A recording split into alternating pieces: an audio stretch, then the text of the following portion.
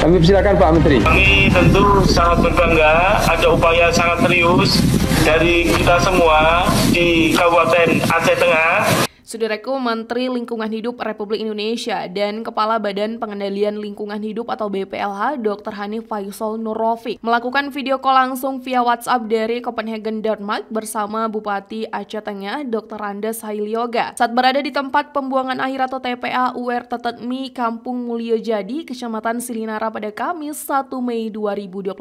Bupati Aceh Tengah membuka sesi video call dari TPA Mulyojadi pukul 16.00 waktu Indonesia Barat dan mengucapkan salam dan permohonan maaf kepada Menteri Lingkungan Hidup Republik Indonesia. Dalam panggilan tersebut hadir Ketua Forum Kepala Desa dari 14 kecamatan se-Kabupaten Aceh Tengah yang telah menetapkan peraturan desa atau Perdes tentang pengelolaan sampah. Bupati menjelaskan bahwa Perdes tersebut mencakup ketentuan wajib memilah sampah di tingkat rumah. Sampah organik diolah menjadi kompos, sedangkan anorganik terutama plastik dikumpulkan untuk didaur ulang. Dukungan mereka mencakup bantuan tempat sampah terpilah dan sosialisasi ke masyarakat.